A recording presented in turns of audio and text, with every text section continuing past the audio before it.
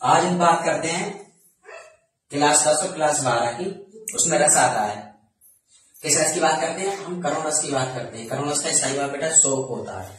तो हम कैसे पहचानेंगे कि इसमें करुण रस है? ठीक है, तो हम सबसे पहले परिभाषा लिखेंगे उसकी। परिभाषा लिखेंगे, कैसे लिखेंगे? और उसकी परिभाषा क्या होगी? किसी प्रिय व्यक्ति, यानी कि कोई बहुत प्यारा व्यक्ति, कोई बहुत अच्छा व्यक्ति, इसमें आपका मित्र भी हो सकता है, आपकी फैमिली भी हो सकती है, या वस्तु या प्यारी वस्तु, जो किसी चीज से आप बहुत चाहते हैं, जो कोई चीज आपको बहुत प्यारी है, उसके के बिछड़ जाने पर, यानी कि उसके खो जाने पर या बिछड़ जाने पर या बहुत दूर चले जाने पर उससे जो शोक नामक स्थायी भाव जागृत होता है उसे करुण रस कहते हैं।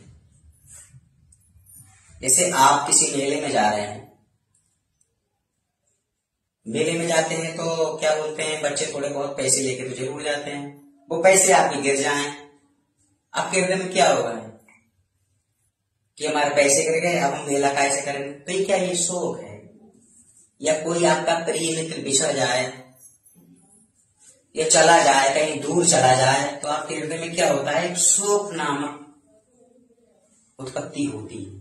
यह शोक नामक रस की उत्पत्ति होती है, जिसको करुण रस कहते हैं। और करुण रस का स्थायी भाव शोक होता है।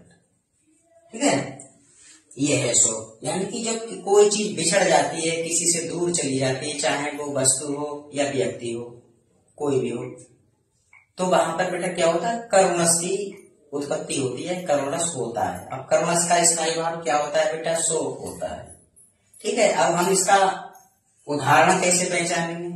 उदाहरण कैसे पहचानेंगे? तो उदाहरण लिखेंगे, ये आपकी परिभाषा हो गई। और ये उदाहरण क्या है? उदाहरण, ऐ मेरे वतन के लोगों जरा आंख में भर लो पानी। ऐ मेरे वतन के लोगों जरा आंख में भर लो पानी। भाई क्यों भर ले आंख में पानी? ऐ मेरे वतन के लोगों जरा आंख में भर लो पानी। क्या है? करुण रस है इसमें। क्यों भर लो आंख में पानी?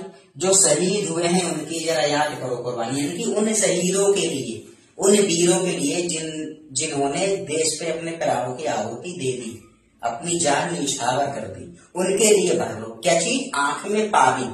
अब कुछ बच्चों के मन में ये सवाल होगा कि सर ये तो गाना है, ये उदाहरण नहीं चलेगा। बिल्कुल चलेगा, एक एक बात स्पष्ट हो रही। ऐ मेरे वतन के लोगों जरा आंख में भर लो पानी। आंख में भर लो पानी क्या है बेटा? करुण रस है। ऐ मेरे वतन के लोगों जरा आंख में भर लो पानी, यानी आंख में भर लो पानी। क्यों भर ले आंख में पानी? क्यों भर ले आंख में पानी? जो शहीद हुए हैं उनकी जरा याद करो कुर्बानी। यानी कि जो वीर या जो शहीद या जो सैनिक देश के लिए जिन्होंने अपने प्राणों की आहुति दे दी, उनको कुर्बानियों को याद करके अपनी आंख में क्या भर लो? पानी, जिसको आंसू कहते हैं। क्या है बेटा? यानी शोक रस, वो सॉरी करुण रस है। यहाँ पे ये हो गया करुण रस। ये कक्षा 10 में भी आता है और कक्षा 12 में भी आता है। क्लास 10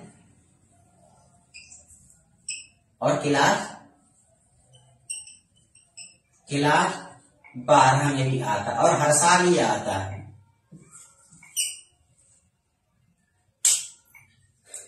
कोई ज्यादा कठिन नहीं है कि इसका याद नहीं होगा। इसमें एक चीज जहां आपको लगे कि बिछड़ने की बात है या शोक उत्पन्न होता हो, वहां क्या होता है बेटा? करुण रस होता है। वैसे ही उसका उदाहरण दे देता है। कभी कभी क्या दे देता है एग्जामिनर कि करुण रस की परिभाषा उदाहरण सहित लिखिए, तो आपको उसकी परिभाषा भी लिखनी पड़ेगी और प्लस उसका उदाहरण भी लिखना पड़ेगा। या कभी कभी दे देता है आपको कि करुण रस का स्थायी भाव क्या है, तो करुण रस का स्थायी भाव बेटा शोक होता है। और कभी कभी कोई उदाहरण दे देता है आपको और उसमें मालूम करता है कि इसमें कौन से रस का प्रयोग किया गया है। तो आपको पता है कि जहां बिछड़ने की, विनाश की, नाश की बात आती है प्रिय वस्तु के या प्रिय व्यक्ति के, तो वहां क्या होता है बेटा? करुण रस की उत्पत्ति या करुण रस होता है उसमें। ठीक है, कर लोगे आप। हमेशा याद रखो, पहले इसको समझो कि ये क्वेश्चन क्या कह रहा है, ये प्रश्न क्या कह रहा है। तो दोबारा मैं फिर बता रहा हूं आपको।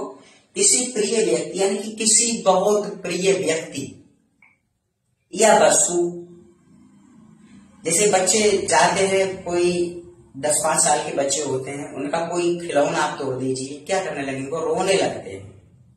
क्यों रोने लगते हैं? कि इसने ये हमारी वस्तु तोड़ दी। तभी तो लिखा है किसी प्रिय व्यक्ति या वस्तु के बिछड़ जाने पर, यानी कि आपने वो उस बच्चे का खिलौना तोड़ दिया, वो बिछड़ गया, उससे टूट गया, खराब हो गया, उससे जो शोक नामक स्थायी भाव जागृत होता है उसे कर्मरस कहते हैं। ये बेटा बहुत सरल और बड़ा सिंपल भाषा में मैंने बताया है आपको। इससे भी कठिन कठिन भाषाएं में परिभाषाएं लिखी हुई है किसकी, कर्मरस की।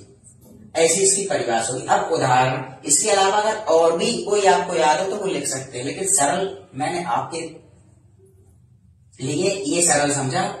क्यों, अधिकतर बच्चों के आजकल गाने याद बहुत है, गाने बना लेते हैं बच्चे, 1 मिनट में बना लेता है बच्चा। तो मैंने इसलिए इसको उचित समझा लिखना, और इसलिए मैंने इसको ये लिखा।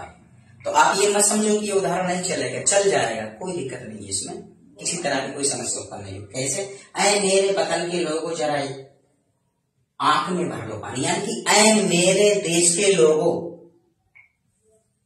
या मेरे वतन के लोगों जरा आंख में भर लो पानी। क्यों भर लो आंख में पानी, यूं भर लो आंख में पानी कि जो शहीद हुए हैं उनकी जरा याद करो कुर्बानी, यानी कि जो वीर देश के लिए शहीद हुए हैं उनकी कुर्बानी को याद करके आंख में पानी भर लो, जिसको बोलचाल की भाषा में आंसू कहते हैं। कि किसी वीर की या वीरता की बातें जब सुनते हैं ना, तो एक हृदय में अजीब तरह की शोक उत्पन्न होता है। जब शोक उत्पन्न होता है तो व्यक्ति के अपने आप से स्वतः ही आंख में से पानी, आंसू निकलने लगते हैं, जिसको हिंदी में अश्रु कहते हैं। इसलिए बोला है लेखक ने, याद कर लेंगे आप, कोई दिक्कत नहीं। ठीक है, अगर ये वीडियो पसंद आया हो तो चैनल को लाइक, सब्सक्राइब और